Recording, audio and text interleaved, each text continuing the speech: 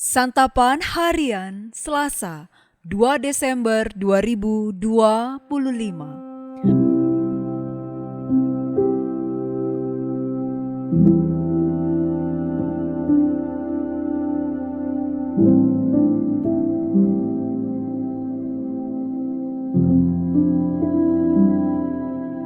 Inilah program Santapan Harian, sebuah program yang mengajak Anda menelusuri isi Alkitab, agar Anda menemukan makna firman Tuhan sesuai dengan konteksnya. Santapan Harian tertuju bagi Anda yang ingin memiliki kehidupan rohani yang segar, kuat, dan sigap. Hari ini kita akan membaca Ulangan pasalnya yang ke-16, ayat pertama hingga ayatnya yang ke-17. Namun sebelumnya, mari kita berdoa. Bapa Surgawi, segala ketetapan-Mu adalah kegemaran kami. Kini kami datang berteduh di dalam Engkau. Kami siap menerima sabda-Mu dan kami siap untuk melakukan segala perintah-Mu. Di dalam nama-Mu, Kristus Yesus, kami berdoa. Amin. Ulangan 16 ayat 1-17. Peliharalah bulan Abib dengan merayakan Paskah bagi Tuhan Allahmu, sebab dalam bulan Abib itulah Tuhan Allahmu membawa engkau keluar dari Mesir pada waktu malam. Engkau harus menyembelih kambing domba dan lembu sebagai kurban Paskah bagi Tuhan Allahmu di tempat yang akan dipilih Tuhan untuk membuat namanya berdiam di sana. Janganlah engkau makan sesuatu yang beragi besertanya. Selama 7 hari engkau harus makan roti tidak beragi, roti penderitaan itu, sebab dengan terburu-buru engkau keluar dari tanah Mesir. Dengan demikian seumur hidupmu engkau akan mengingat hari engkau keluar dari tanah Mesir. Janganlah terdapat padamu ragi di seluruh wilayahmu selama 7 hari. Dari daging hewan yang kau sembelih pada petang hari pertama, janganlah ada yang dibiarkan tersisa sampai pagi. Engkau tidak boleh mempersembahkan kurban Paskah di kota-kota yang diberikan kepadamu oleh Tuhan Allahmu, kecuali di tempat yang akan dipilih Tuhan Allahmu untuk membuat namanya berdiam. Di sanalah engkau harus mempersembahkan kurban Paskah itu pada waktu senja, ketika matahari terbenam bertepatan dengan saat engkau keluar dari Mesir. Engkau harus memasak dan memakannya di tempat yang akan dipilih Tuhan Allahmu. Esok paginya engkau harus kembali ke kemahmu. Selama 6 hari engkau harus makan roti tidak beragi. Pada hari ke-7 harus ada perkumpulan raya bagi Tuhan Allahmu. Maka jangan engkau melakukan pekerjaan apapun. 7 minggu harus kau hitung, mulai dari waktu menyabit gandum yang belum dituai, haruslah engkau menghitung 7 minggu itu. Kemudian haruslah engkau merayakan hari raya 7 minggu bagi Tuhan Allahmu, dengan persembahan sukarela yang akan kau berikan, sesuai dengan berkat yang diberikan kepadamu oleh Tuhan Allahmu. Bersukarialah di hadapan Tuhan Allahmu, engkau beserta anakmu laki-laki dan perempuan, hambamu laki-laki dan perempuan, orang Lewi yang di kotamu, juga pendatang, anak yatim dan janda yang di tengah-tengahmu. Bersukarialah di tempat yang akan dipilih Tuhan Allahmu untuk membuat namanya berdiam di sana.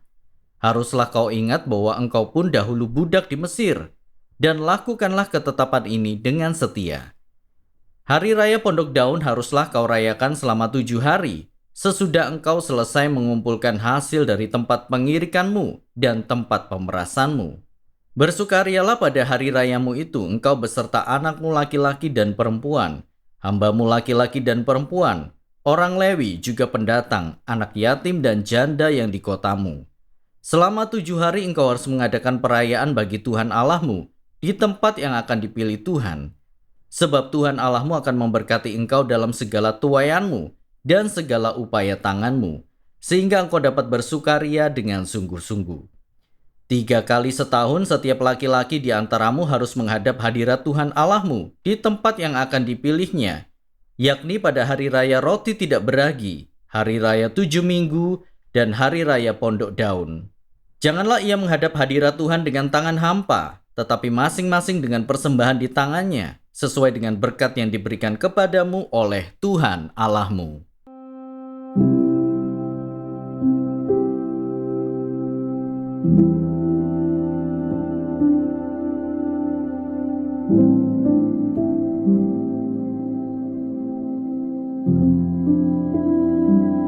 Sahabat santapan harian, dalam agama terdapat tatanan ajaran dan ritual yang dirangkai untuk mengingatkan kita agar selalu terhubung dengan Tuhan. Pada bacaan hari ini, Allah menegaskan 3 hari raya yang harus dirayakan oleh umat Israel pada masa itu. Hari raya pertama adalah Hari Raya Roti Tidak Beragi. Ini mengingatkan mereka atas penderitaan mereka di Mesir, serta pembebasan yang Allah hadirkan. Ini menekankan rasa syukur dan kenangan sejarah. Roti tak beragi menyimbolkan kondisi terburu-buru saat mereka keluar dari tanah Mesir, meninggalkan dosa dan merengkuh kehidupan baru. Hari raya kedua adalah Hari Raya 7 Minggu, di mana umat diajak untuk bersyukur atas panen yang diberkati Tuhan. Syukur itu diwujudkan dalam persembahan kepada Tuhan sesuai dengan berkat yang telah mereka terima. Setiap orang bersuka cita. Perayaan ini direfleksikan belas kasih dan keadilan Tuhan. Hari raya ketiga adalah Hari Raya Pondok Daun. Perayaan selama 7 hari ini menandakan musim panen dan umat Israel diajak bersyukur atas kelimpahan yang telah dikaruniakan Allah. Secara harafiah, pondok dari daun betul-betul dibuat sebagai simbol hari raya ini. Semua orang diundang untuk merayakan hari raya ini, termasuk orang-orang yang terpinggirkan di antara mereka. Waktu yang cukup untuk bersukacita dan merenungkan kesetiaan Allah selama perjalanan mereka di padang gurun. Dari sini kita melihat bahwa pusat segala peribadahan dan ritual kita adalah kasih serta karunia Allah yang harus selalu diingat dan dirayakan setiap waktu.